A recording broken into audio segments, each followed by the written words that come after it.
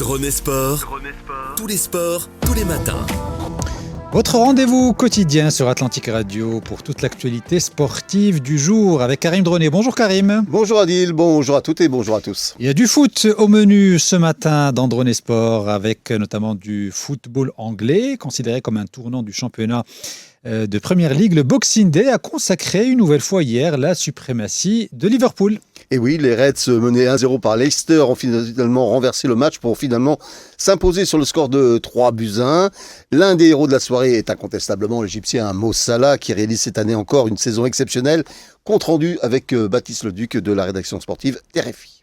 Pour sa 8e saison à Liverpool, Mohamed Salah prouve que le temps n'a pas de prise sur lui. 15 buts et 11 passes décisives en 16 matchs de Première Ligue. Le pharaon de 32 ans est le meilleur buteur et le meilleur passeur du championnat anglais. Un exploit déjà historique puisque depuis la première édition en 1992, aucun joueur n'avait réussi à dépasser 10 buts et 10 passes avant Noël. L'Égyptien s'est parfaitement adapté aux préceptes de son nouvel entraîneur Arne Slot.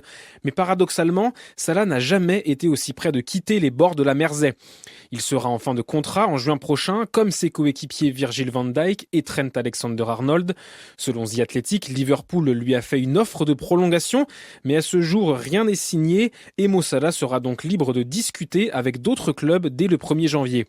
Ces statistiques pharaoniques le placent forcément en position de force pour négocier et les vacillants Foxes de Leicester ont tout de la proie idéale pour continuer sur sa lancée. Et si tout va bien pour Liverpool en cette saison de Première Ligue, eh bien les choses se compliquent davantage pour Manchester City qui traverse une crise de résultats, mais les Citizens ont légèrement redressé leur tête lors du dernier match. Oui, Manchester City a certes concédé un match nul 1-1 face à Everton, mais il a surtout stoppé l'hémorragie après 9 défaites en 12 matchs. De quoi donc rassurer en quelque sorte l'entraîneur Pep Guardiola. On l'écoute au micro de nos confrères d'RFI. Non, je ne suis pas énervé. Je ne sais pas combien de frappes on a tenté. Les 10-15 premières minutes jusqu'au pénalty ont été très bonnes. Everton réussit à marquer sur une de ses seules occasions. Quand j'essaie d'analyser ce résultat, bien sûr que nous ne sommes pas contents. Mais la performance collective, ce que mes joueurs ont été capables de faire malgré la période difficile que nous traversons, c'était très bien. Bien sûr, nous n'avons pas inscrit autant de buts que nous voulions, mais je ne ressens aucune frustration.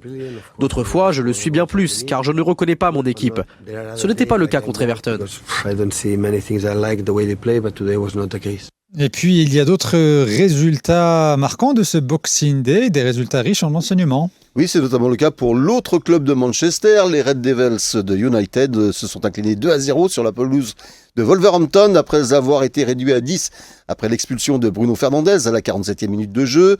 À noter aussi la défaite des Blues de Chelsea à domicile battu 2-1 par Fulham. Newcastle a battu Aston Villa 3-0 alors que Nottingham Forest s'est imposé 1-0 sur Tottenham. Enfin, Bournemouth et Crystal Palace ont fait match nul 0-0. Aujourd'hui à suivre, Arsenal qui reçoit Ipswich.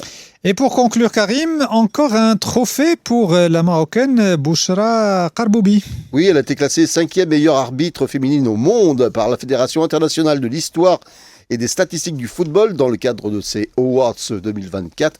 Karboubi avait déjà remporté le prestigieux prix de meilleure arbitre féminine africaine lors de la cérémonie des CAF Awards 2024, tenue donc le 16 décembre dernier à Marrakech. Merci Karim et à lundi prochain pour le résumé sans doute de toute l'actualité sportive du week-end.